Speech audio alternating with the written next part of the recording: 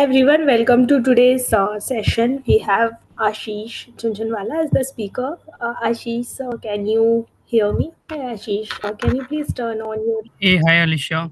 Hi Ashish, how are you doing? I am doing good. How are you? Yeah, I'm also good. Thank you so much for joining, and we have a lot of participants waiting. So let's get started with our session. Meanwhile, let me just open in the Q&A quickly. So, guys, you can post in your questions to Mr. Ashish in the Q&A or in the chat box, and we'll try to take the most relevant one. Background before my MBA, I did my BCom from Calcutta and did my chartered accountancy, company secretaryship, CFA, and FRM. Post that, I was working with Goldman Sachs for a couple of years before deciding to do an MBA. I got 99.90 percentile in my CAT, got selected across IMS, chose IIM Calcutta because wanted to make a career in finance. At IIM Calcutta, I interned with a private equity company called Kaza Capital, which has investments like Career Launch, Avendus, etc.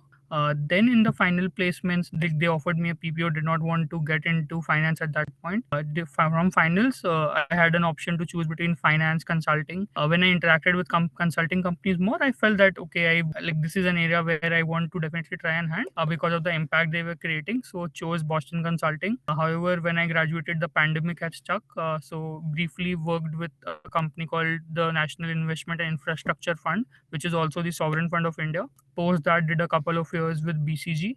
Then moved to Tata Digital as a part of the president's office. Was working very closely with Mukesh Bansal, who is the founder of CureFit and Myntra. And then last year, I decided that I wanted to do something like wanted to like try my luck or wanted to get some foreign exposure. So I moved to the Middle East, and here I act as an associate director, special project, which is largely doing consulting for in-house consulting for the company. So here I work for a company called Roshan, which is one of the giga projects of PIF based out of Riyadh. Yeah, thanks, Ashish, for the introduction. That does set in a context. So let me start taking in the Q&A. So the first question is, what are the skills required to be a good consultant? So again, from an MBA perspective, there is very limited things you can do, but there are certain hygiene skills which are required. First is your Excel, then is your PPT. Again, the type of Excel and PPT we do in normal B school is it's like pretty different because it's not a test which will test your index match or some other formulas or whether you know some features of Excel, but it's about how do you use or leverage Excel or let's say PPT to actually solve a problem or to communicate that problem to the client. So again, unlike the case competitions where we have 5 slides and we want to cover as much information as possible, it is more about how do you clearly communicate uh, through your slides.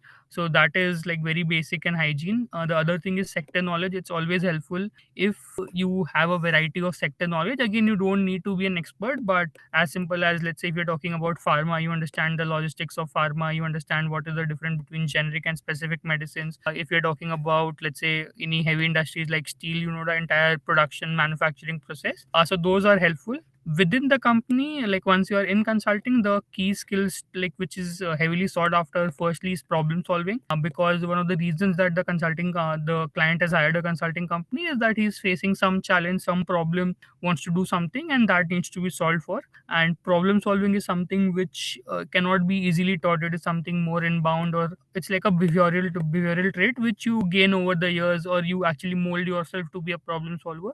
Post that, it's about practicality, that how practical or hands-on are you with your approach. This is followed by how well you can manage your stakeholders, be it stakeholders within the company, at the client place, mid management, top management. And lastly is communication, which is significantly underappreciated, because it's and communication is not about being having a Shashi Tharoor type English. It's more about how effectively you can communicate your thoughts, your whatever you feel about it, and this it includes both written communication, which will normally be in form of mails, a PowerPoint presentation, which is the bread and butter of consultants, and it will also be about how orally you are good at communicating. And again, we are not expecting very use of not very fluent English or not very use of very high tech words. It's simply about even if someone is speaking broken English, it's perfectly fine. It's just that the person should be able to communicate its thoughts very clearly and can communicate the message to the client. Thanks a lot, Ashish, for mentioning about that. So the next question is, can I shift to tier one consulting companies from tier two companies like Deloitte with 80s in academics, but MBA from Premier Institute? You definitely can. So, firstly, I'll just quickly talk about the hiring processes for the top three or four consulting firms. Most of the hirings happen through the campuses. So, people join as, let's say, if I talk about BCG, people join as SA1, which is Senior Associate 1, and then make their way up the ladder. Normally, you will get promoted to Consultant 1 in 2 years. After that, in another 2 years, you become a project leader. After 2 years, you become a principal, and in 2 years you become a partner. So basically MBA plus 8 years you are a partner. They also run a alternate lateral hiring cycle, which is the time period where most of people who are not consultants from the top 3 4 the top like the top 3 4 companies in tier 1, they normally come to into the cycle. So it's very easy. I think every year they run the lateral hiring cycle twice. Now the market is a bit tight, so the number of lateral recruits are slightly low, because within the company itself the utilization rate is not, let's say, not at 90 but at 60. So rather than taking lateral hires, the focus is on how do we increase the utilization of our existing bench strength. But it's not very difficult. It's just that you need to be extremely good at what you are doing. Good CV definitely helps. MBA from Premier Institute is helpful. It's just that you normally take a tenure cut whenever you go from a tier 2 consulting firm to tier 1 consulting firm. So let's say if you have spent 4 years at a PwC or a Deloitte, normally, let's say I am a 2020 I am grad. So if I would have joined BCG just out of campus, in 4 years I would have been a project leader one, which is like PL1, someone who has just become a manager. If I spend 4 years in Deloitte and then come to BCG, the most probability is that they would hire me as a C1 consultant one. So for your 4 years of Deloitte consulting, they will give you 2 years of tenure credit. So from your batchmates perspective, you are behind 2 years because your batchmates would be at a PL level and you would be at a 2 year gap with them. However, in the long run, this gap does not matter. So, like, let's say once you become a partner, a senior partner, no one gives a shit about whether you join 2 years later or not. So, yes, it's possible. However, like, whenever you are switching companies or whenever you are switching industries, you do take a tenure cut. So, it's still fine, but yes, it's not very difficult. You can easily do it. Thank you so much, Ashish. The next question is about getting the shortlist for these consulting companies itself. So, the broader question is it necessary to have 90% in 10th and 12th for consulting company shortlist? Honestly, no. So again, why do consulting companies look for very stellar CVs? Is that, let's say, I have been like BCG, or let's say a Bain has been hired by Tata Steel to help them with a particular problem. So now a 23, 24-year-old guy will have to go and tell them that how they should be doing that part.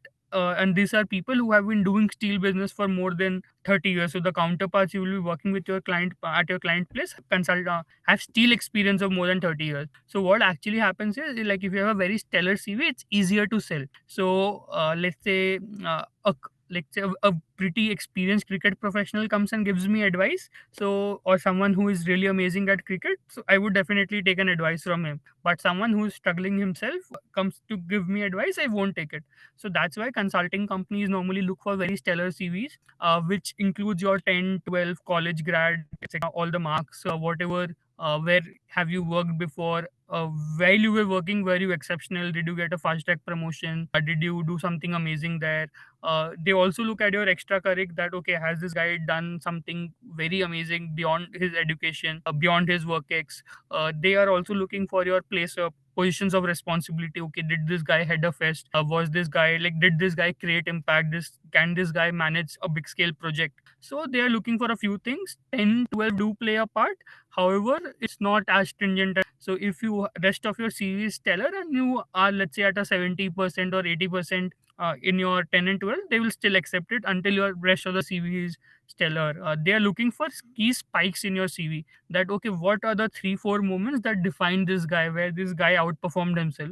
So till that time, where you have 3 4 exceptional CV spikes, I think your 10 and 12 scores won't matter a lot. But yes, if your CV is, let's say, decent enough, then probably your 10 12 marks will matter, because again, you will have 200 of your batchmates competing for that 5 7 10 roles which the company is coming to hire. So someone with as good as CV as yours, but probably being a 95% 95% scorer throughout, versus you who were a 70% scorer till 12th. So definitely that gives that guy a edge. However, if rest of your CV is stellar, then I think that compensates for it.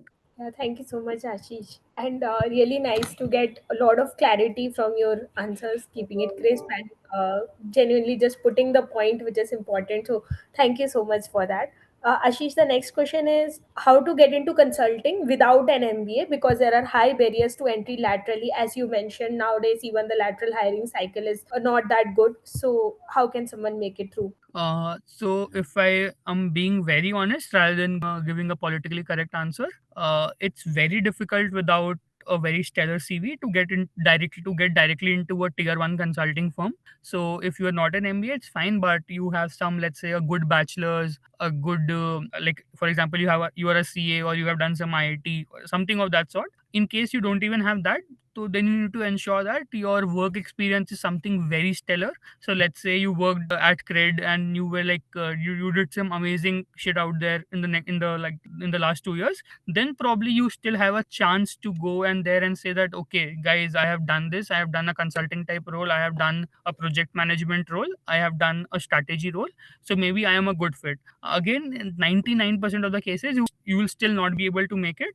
But again, if you have that relevant, like if you have done the relevant work experience, or if you have built your CV without an MBA, then probably again you definitely should try. There is still like 1 or 5% chances that you will make it directly to the top 3. Otherwise, you always have an option that you spend a couple of years in the tier 2 consulting firms, and then you take a lateral shift to the top tier 1 consulting firms. So what MBA actually helps you do is fast track your career. You know that you can directly go and have a seat in the table in the tier 1 firms. However, MBA is not there, then again you have to ensure that your CV is stellar throughout without an MBA also. And in case you're still not able to get into the top 3, there's always a route that you enter into a tier 2 firm, spend a couple of years, outperform there, and then through the lateral cycle come again into the tier 1 firm. Yeah, thank you so much, Ashish.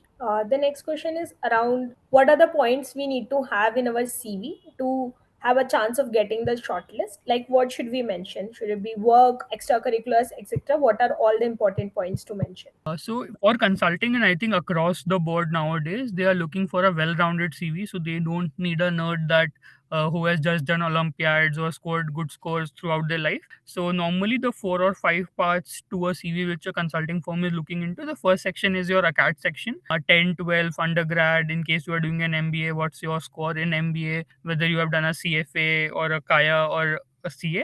So they are looking for your scores there on what all different things you have done. This is followed by your academic achievements. That okay, this is the area where you also mention your spikes.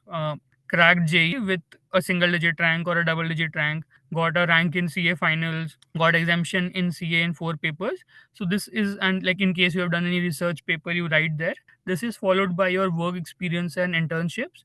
So here's the time you show that okay, I'm not just an academic guy. I've also done a lot of work experience. I've seen what corporate looks like. I do have on ground reality. I do have an understanding of how things work in corporate. This is followed by your positions of responsibility, which highlights your leadership skills. Because let's say you get into consulting, you realize that okay, now a 23, 24, 25-year old guy is going to the client and handling big meetings, handling clients on his own, which is probably those people are normally 20 years elder to us. So this leadership skills tell them that okay, this guy can go and manage at the client place. And after the positions of responsibility, they are looking for your extra curric to show that okay, in case there are times when a catch is not in focus, sometimes you need that softer skill. Sometimes you need that okay, this guy apart from work, apart from education, can speak things, knows about things. So that's where your extra curric comes into play. This could be your Toastmasters, this could be your Olympiads, this could be you played your inter college cricket, this could be you were acting in dramas in your college. So this is the area where they look at how rounded the personality is. So normally it starts with your academic details, followed by your academic achievements, followed by your work experience and internship. Then is your PORs, positions of responsibility, followed by the extracurric. So they look at all of this, and they look at spikes in all of this, like where did the guy outperform himself, and how frequently does the guy outperform himself. Sure, thanks a lot, Ashish. The next question is around what type of consulting should I do? How to decide that? Like the question is from somebody who likes to find problems in business but is not sure what type of consulting would be the best. So honestly, from let's say the consulting industry in India, at least for the first 4 years, you don't have a choice on what type of consulting you choose. So there, apart from a couple of firms, like let's say the EY Parthan specializes in the healthcare and education sector.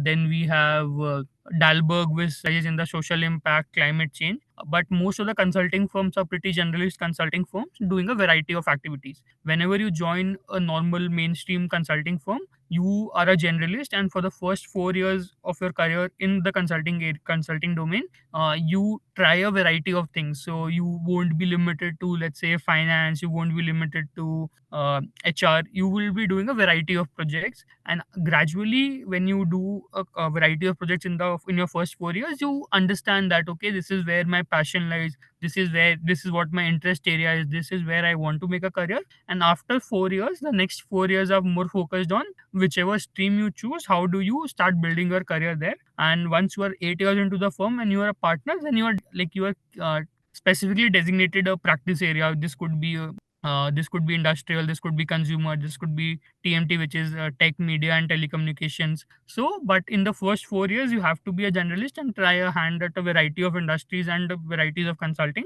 This could be a strategy project, this could be an implementation project, this could be a tech project. But in the first 4 years, you don't have a lot of options, and I think that's a pretty good way to see it, because many a times while at MBA or like before joining consulting firms, we have certain preconceived notions that this is how the industry will operate, this is how the consulting domain will operate. So getting that experience for 4 years, you actually get to understand okay, how things work in real life, and then you can make a more informed and better choice. All right, thanks a lot, Ashish. The next question is do referrals help in lateral hiring for tier one consulting firms? But your reference definitely helps. So reference does not mean that it's not like the CA wala industrial training या articleship wala reference किसी ने phone किया हो गया. So it's just that normally your CV will be even difficult because they don't actively promote it online कि we are doing a lateral hiring session. So like only a handful know lateral hiring ka season. So getting a reference means at least your CV has reached the right place, and then the HR will take a call that based on whatever these people are looking weight on the weights they have allocated to different things, whether this person should get a shortlist or not.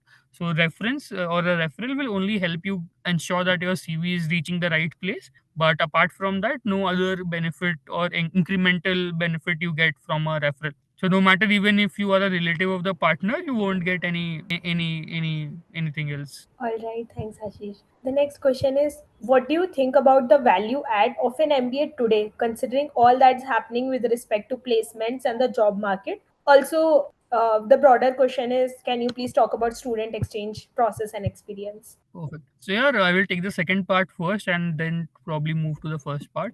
So IIM Calcutta runs a program which allows. So we have two programs at IIM Calcutta for student exchange. One is the normal student exchange program where around 200 odd students go to different colleges across the globe. And normally this is the more chilled out version because this student exchange very little focus on education out there. It's like a 4 year 4 month Rasta paid Euro trip. So normally everyone has a budget of 4 to 6 lakh rupees where you get a Ural pass and travel to 15, 17 countries. I traveled around 13, 14 countries, and probably never ever in your life again you will get a time where you are 4 month vacant and can do a 4 month Euro trip in 5 lakh rupees. So that's the key intent for student exchange. There are certain people who are pretty interested in working abroad, so they ensure that while at and most of the foreign colleges don't have a attendance criteria. So 95% of my batchmates did not even attend one lecture. They just went and sat for the exam, still managed to top most of the exams. So this is the normal program. Again, if you are really interested in the learnings abroad, you can actually go there, probably take part in their education system. Amazing learning experience, like probably a very different learning experience from what you will experience in India, but a pretty amazing one. I went for the SEMS program, which is like, when in hindsight, it wasn't a very great decision. 25 people from India, like they have like around 30 countries across the globe which are SEMS members, and every country normally sends 25 to 30 students, in each of the, like one student to each of the partner colleges. This is a more padhala program where you need to learn a foreign language, you need to do a foreign internship, and in the end you need to attend colleges, you need to have certain presentations, and in the end you get a dual degree. So I am MBA from IIM Calcutta, and the SEMS MIM from University of Cologne, Germany. But like the probably I did not get to travel as much as my friends, but what was my spike or my learning was ki uh, like attendance is not compulsory, but probably everyone attends all the classes out there. So they are more focused, they're not focused on placements, they are focused on the learning. None of the foreign MBA colleges actually give you on campus placements. So they arrange career fairs and it is your responsibility. So unlike Indian colleges, if you have taken an MBA में admission, the placement का the tension or the challenges with the college कि वो लाके कराएंगे, and this could be in a bad season like the current one, कमती के नौकरी मिलेगी या सबको उतनी अच्छी नहीं, there you are on your own. So people are focusing very highly on learning rather than attendance scores. So this is one thing.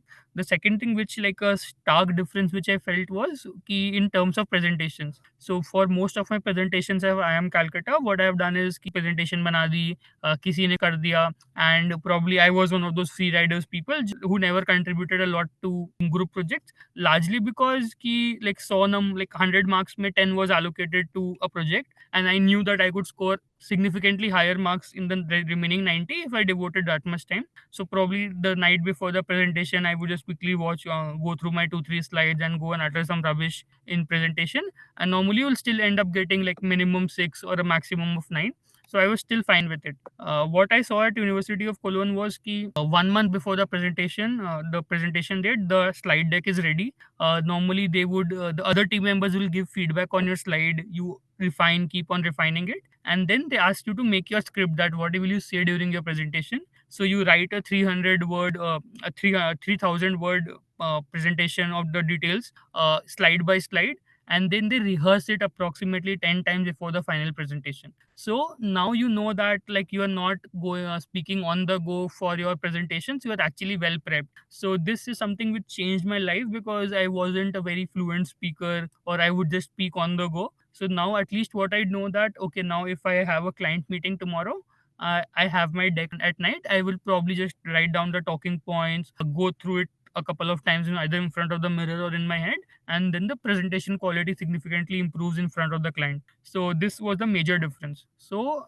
one thing which I learned from I am abroad, from my MBA abroad or my exchange session abroad, is the focus should be on learning and not the outcome. Coming back to India, here most of the MBA colleges are become placement agencies now, or a placement machine, and this is not the mistake on the end of the colleges.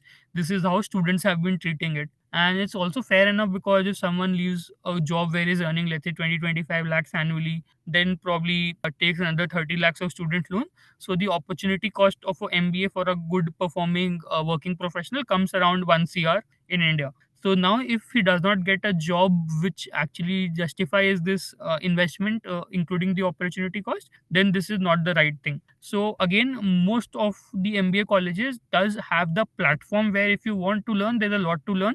Again, there are certain improvements that needs to be made. However, probably it's not that like probably as gloomy as what's painted on LinkedIn or on social media. Never ever, like let's say if we consider the pool of IM top 6 IM colleges की grads, only 2% would be there who would be complaining about कि MBA का quality अच्छा. Believe me, the rest 98% are making insane amount of money, are pretty happy with their jobs. And होता है ना कि like once only the rich people tell you कि money does not matter in life. So those who have actually leveraged their MBA to become successful in life will come and give you ज्ञान कि MBA से फर्क नहीं. Life is really set. Learnings again, campus से अच्छा होता है, your peer set से it's amazing peer to peer learning. What you probably just need to add is कि okay, there if the education in college does not fully cater to a specific area which you want to excel in, there are always study materials or courses outside your college curriculum which you can definitely do. So a mix of, like, while you are on campus, ensure that the focus is on learning and not on placement. Placements will definitely follow. And in case you are passionate about something or you want to be on the top of the trend, definitely there are certain courses outside your MBA curriculum. So in case you combine all this, you are set for a pretty high paying, pretty high impact career in your life. Thanks a lot, Ashish, for covering different aspects of MBA and mentioning about this. So that's wonderful. I think that would have been very helpful to the students. The next question is around how much difference in earning potential is there compared to Tier 1 and other consulting companies, Tier 2 companies. Yeah, so over time, this ratio I think in the first 8 years of your consulting career, this difference would be 1:2, and probably once you become a partner, I think this would become 1:3. But yes, that's it. But again, the attrition rate, everything in tier one consulting firms would be higher. So in case people don't know about the pay scale, I'll quickly talk about the top three. Post MBA, you start at somewhere around 35, 38. 2 years. So like you start first year, you get a good, you start with a good base. After 1 year, there is a slight 5-7% increase. Then after another year, so which is basically your MBA plus 2 years, you're due for a significant 30-40% hike. So MBA plus 2 years, which is like a consultant one, that person would be making somewhere around 60 lakhs. And MBA plus 4, after he becomes a project leader, he would be making somewhere around 1 CR. Then another couple of years, this guy moves to 1.4. And I think at MBA plus 8 years, where you have made a partner, your gross salary will be somewhere around 1.6 to 2 CR. Right. Thanks a lot, Ashish, for Alicia, I think you are on mute. yeah, sorry. Thanks, Ashi. So the next question is how to crack the off-campus interview after UG and what is the range of salary? I think they are trying to ask the MBA interview, the entrance interview that happens after you clear your CAT, how to crack that interview.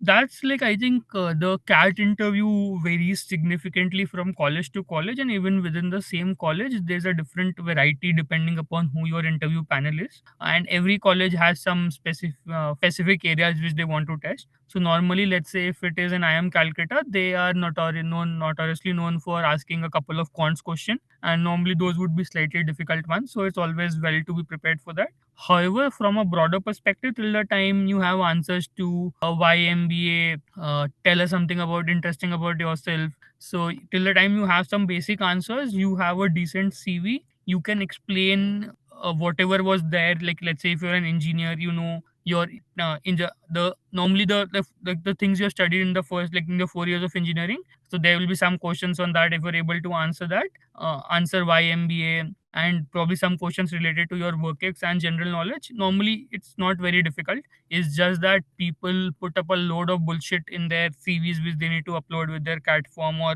for their interview process. And when assuming that कि यार ये तो answer के, but probably just remember that the person who will be interviewing you has 30 years of experience and has been probably doing that interview since 20 years. So he can straight away see through your CV and probably would ensure that you land in a place where you subtly have to acknowledge that okay, CV में लिखा है मैंने नहीं किया है. So till the time you're honest about your CV, till the time you can defend what's in your CV, and till the time you know your shit, till the time you know your shit, be it your work ex, be it your acads, and be it some amount of general knowledge, I think it's easy to crack. And again, they have their weightages, so that would matter. But cat interviews are not very difficult if you have like your basics sorted. Yeah, thanks, Ashish. So there's another question around how can we get into boutique consulting firms before an MBA? So again, most of the people follow a similar process. Normally, the interviews, like across the consulting firms, you need a stellar CV. So even like a lot of CA folks, a lot of IIT folks, a lot of LT folks get into boutique consulting firms.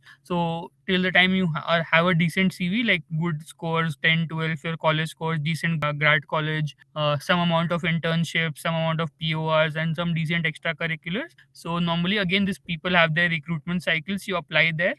Based on your CV, you get a shortlist. But after you get a shortlist, everything is dependent on the case studies which make you solve.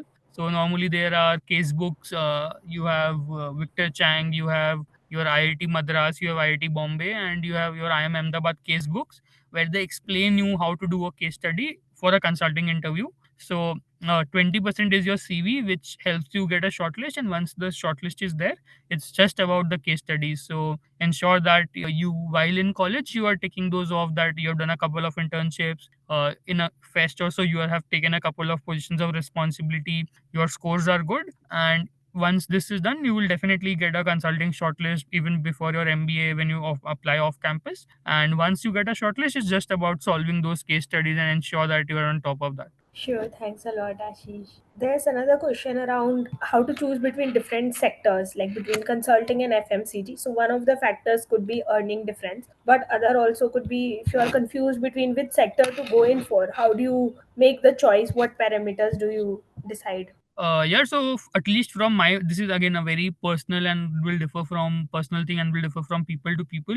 So again, there are a few criteria that ki, like once you choose see the industry, तो उसमें profiles matter. So FMCG industry में there could be an FP&A role, which is a corporate finance role. There could be a marketing role. There could be a sales role. There could be a supply chain role. So you need to identify कि where does your interest lie. So FMCG, you never choose an FMCG industry, you choose a profile normally कि मेरे को supply chain करना है. तो if you are like solving wanting to be a supply chain specialist, this could be at an FMCG company, this could be at a Zepto, or this could be at a Lakme, or like a variety of things can happen. But you normally choose कि what type of work do you want to do, and then you figure out कि where, in which industry do I want to do this type of work. So normally when you identify कि like so the way I used to do it, I used to follow elimination कि यार like things which I definitely can't do. So getting a good CAT score or being an institute topper are very different things. But okay, can I do and make a marketing creative? No, I can't. Am I very fluent in a sales pitch? No, I am not. So all these are eliminated. So the moment I keep eliminating things, I know that I'm left with 4 5 profiles. Now once I add कि कितने पैसे बन सकते हैं, कितना work life balance है, career growth क्या है, and am I ready to actually have this type of life? Like let's say consultants, we're talking about 70 80 hours. Investment banking, we're talking about 90 hours on a weekly basis. So once you know सकते हैं, that pool becomes very small, and then you make a choice कि okay, where do you want, where do you see yourself. But yes, so reaching from the 10 options to a 2 or 3 option is more about elimination, and then within the one or two, like 3 options you have, 3 or 4 options you have, that's more about aligning ki kya hai and what type of money you want to make. Yeah, thanks a lot, Ashish. I think the participant also wanted clarification on what is the earning potential difference between consulting, FMCG, and other sectors. Yeah, significant consulting difference maybe in the first 4 5 years of career. It's not very material. Normally, it would range from 1 to 1.5 or 1 to 2x. The bigger difference will start कि जब 8 साल के बाद आपका consultant those जो let's say at a BCG, वो will be making 2 CR after 8 years, and that will be growing at a CAGR of let's say 10%. Compared to that, a FMCG person would be making around 80 lakh rupees, and that would be growing at a CAGR of 5%. So that gap between the two salaries, that will keep on widening. However, uh, when you make that money wala choice, that also comes with a life work life balance, the type of stress and anxiety you deal with. Also, probably at this level, we most of us think, and even I used to think back but during my MBA days कि कुछ नहीं होता है. Once you start earning those 40 50 lakh rupees annually, then you realize कि वो incremental जो पैसे हैं ना, वो उतना खुशी भी नहीं देता है, वो कुछ खास फ़र्क नहीं पड़ता है। So whether you are earning 3 lakhs, आपके बैंक अकाउंट में महीने के 3 लाख आ रहे हैं, बहुत ज़्यादा फ़र्क नहीं पड़ता। The first 1 lakh will take care of your rentals, your party, your घर के everything. 1 to 2 lakhs is more about enjoying life. 2 to 3 will always be focused on savings, and 3 बस आपका बैंक बैलेंस या आपका सेविंग्स या आपका इन्वेस्टमेंट्स कितना increase हो रहा है। बट येस, उसके बाद फ़र्क नहीं पड़ता। So it's more about a career choice and the type of lifestyle you want, which you are choosing. Thanks a lot, Ashish, for putting that well. So, we have a few more minutes remaining. So, would request the participants if there are other questions, then please do put in those questions and utilize the best of this opportunity to ask to Ashish about careers in consulting and strategy. So, meanwhile, let me try to ask a few questions that I had noted earlier before the session. So, one question was, how do you manage client expectations with the strategic outcomes that they expect? So basically wanted to understand different projects that you do, how do you, on a maybe surface level, how do you actually decide what is the best strategy, how do you go about the problem solving that you do? If you could give a glimpse to those aspirants who may want to be a consultant in the future, I think that would be inspiring to them. Perfect. Yeah. So firstly, again, there is normally we start with a problem statement, and this problem statement could be कि कुछ problems को solve कर. This could also be कि this is a new aspiration for the company. So normally जो problems, let's say I worked with one of the laminates manufacturers. So the problem the problem which was identified was कि let's say at a top line of 1,000 crores, our EBITDA margins are somewhere around 12%, where the best in class or there are smaller players which have an EBITDA of 25%. So how do we bridge the gap of this 13% and can we make the EBITDA to 30%? So the focus is on ki how do I improve the EBITDA of 7%. So normally what you would do is कि firstly you will understand the entire manufacturing process कि कहाँ से क्या होता है, what are the cost drivers उसके, and then you will start comparing it with the benchmarks. Key and again most of the times the benchmarks ka detailed info won't be available, so you do something called the expert calls. So expert calls is ki someone who has spent good amount of time in a competition. So let's say if I am doing it for century ply, I will talk to someone very senior in green ply, and most of the time these people have already left the companies, are doing something independent, and there are various agencies which help you get these people. They would normally be charging somewhere around 30-40 thousand for a 30-minute call. तो ये हमें बताएंगे कि यार okay this was our cost structure, sometimes report से मिले, sometime analysis से, and then you realise कि भाई like let's say the cost of raw paper, mine for me it is let's say 8% of my total costing. For the competition it is 4%. So what wrong am I doing? Then we start deep diving into that कि quality of paper कैसा है, size of paper क्या है, wastage कितना है, wastage का process क्या है. Then we start bottoming out कि अरे यार ये जो 4% एक्स्ट्रा लग रहा है this is due to this 6 reasons. Then reason जो भी प्रॉब्लम है, how do we solve for it, how what is the short term fix for it, what is the long term fix for it. There could be sometimes कि यार मेरा cost different है because of a structural difference which I normally do. So now 4% का difference मिल गया 13% के EBITDA में जो gap था. Then we move to the next thing. क्या है the next thing would be the resins which is used in laminates की paper को रेजिन में भेज लाइक सोक करेंगे and then it hardens out. So then we'll go into resin, what is the resin consumption here, what should be the ideal resin consumption within the company also, if on different days the resin consumption is different, what ensures is the quality standard being done. इसके बाद will move to की finish project store कैसे होता है, is it about the lot sizes, then it is also about the wastage, final wastage क्या है, cutting size कितनी है, सैम्पलिंग में डिफरेंस हो रहा है. So again this is something which I what I told you was more like a bucket list की ऐसे ऐसे करेंगे. नाउ एंश्योर कि everything has been done on a structured manner from a deck perspective. So like someone new, like even the management एक बार में decisions ले सकते हैं.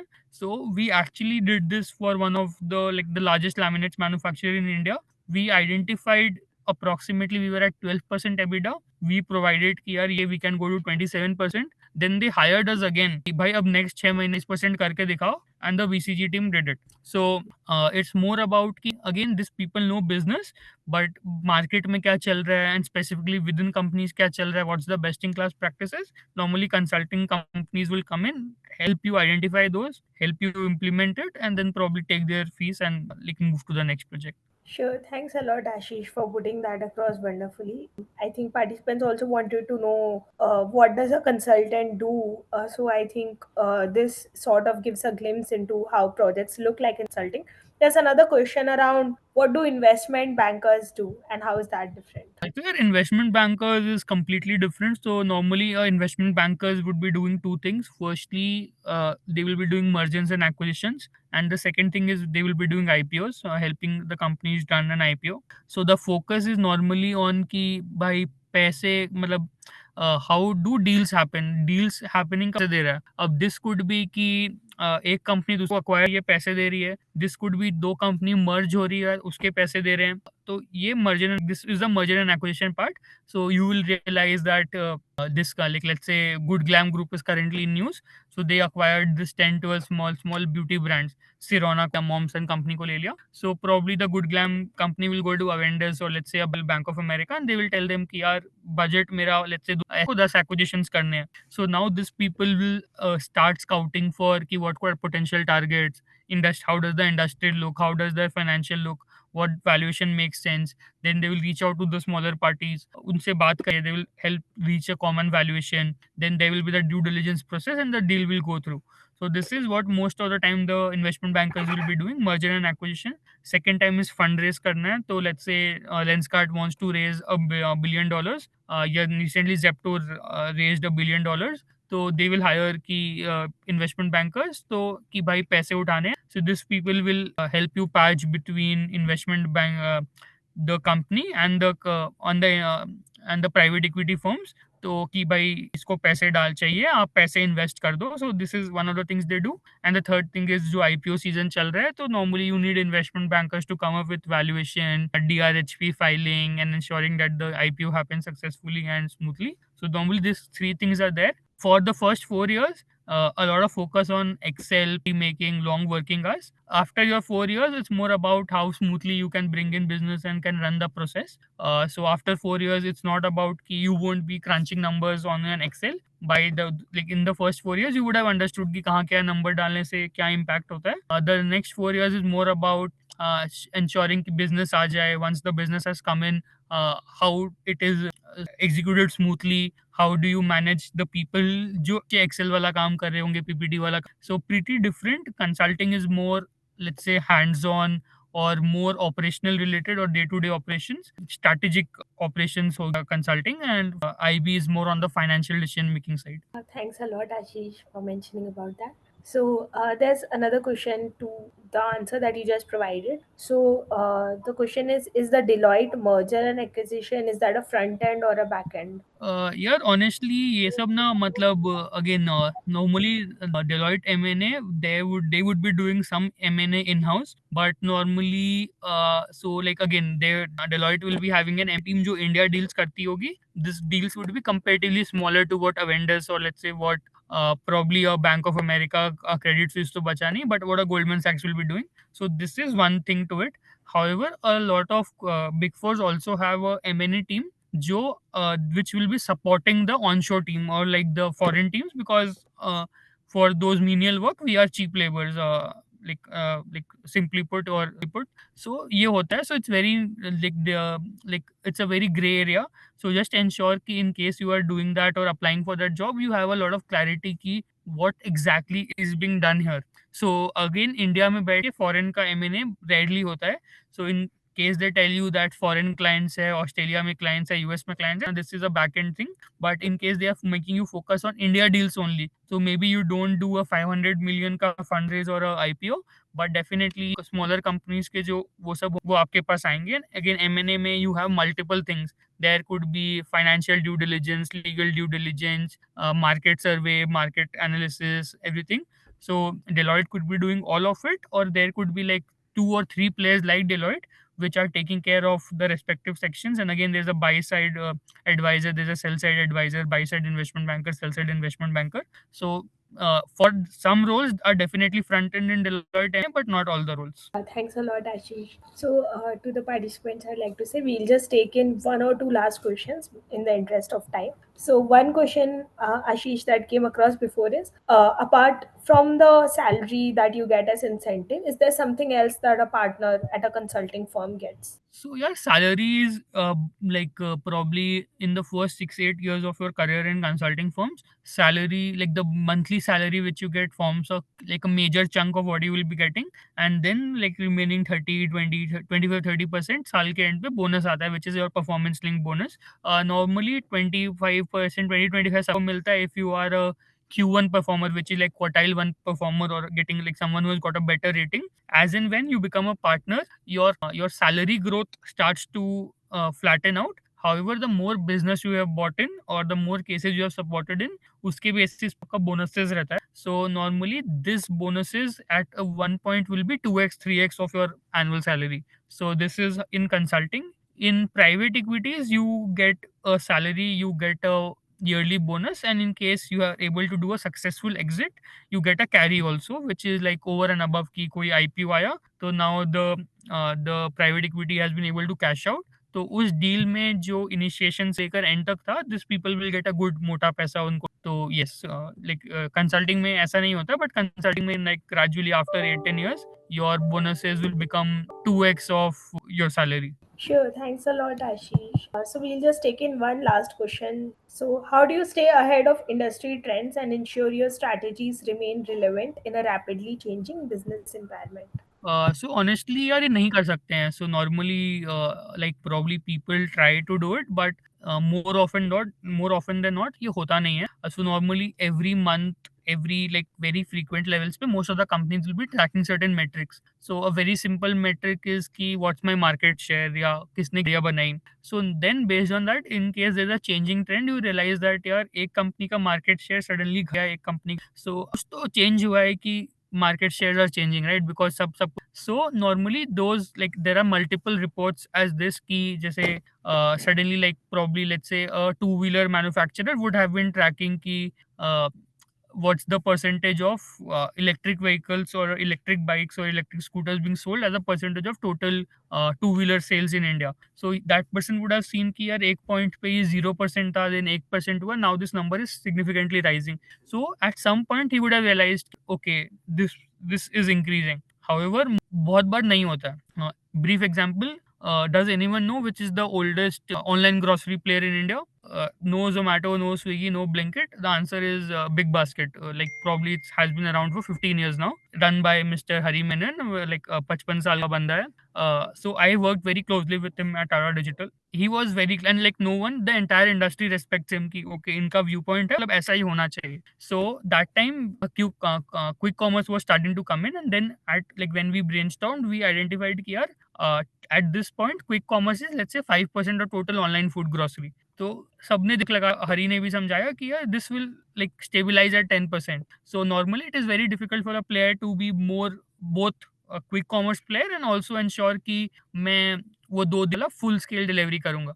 सो द डिफरेंस इज कि like normally your let's say if you look at your monthly grocery, there would be in the first week of your every month you would be ordering 5-7 thousand ka groceries, which is the refill grocery or the monthly grocery. And then quickly every 2 days on Blinkit you would be ordering 200 300 का 500 का सामान.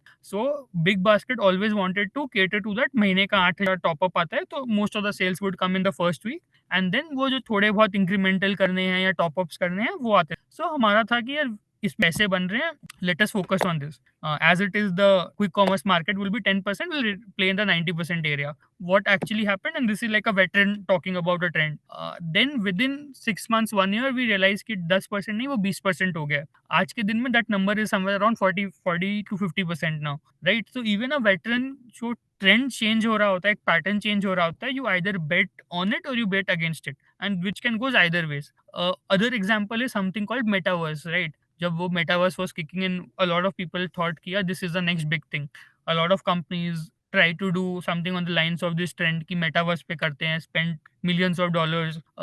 Like even companies in India कुछ metaverse पे create करेंगे, metaverse पे advertising कर. So again that time also some players took a bet on a trend, some did not, but the trend did not did not last long. So again, every time there's a change, you identify with the reports, with the metrics you are changing while talking to consumers कि consumer preferences क्या बदल रही है, and then you decide कि यार आप what's your forecast of this trend. Normally you will like just because of that FOMO or for a missed opportunities you will bet on the trend, and sometimes it will pay off and sometimes you would have just wasted a few million or a few crores on it. So either ways, yes, I think consumer surveys and metrics tracking are the most easiest ways to identify trend and ensuring you know कि क्या trend है, and then it's upon you to whether take a bet on it or a bet against it. Thanks a lot, Ashish, for mentioning about this.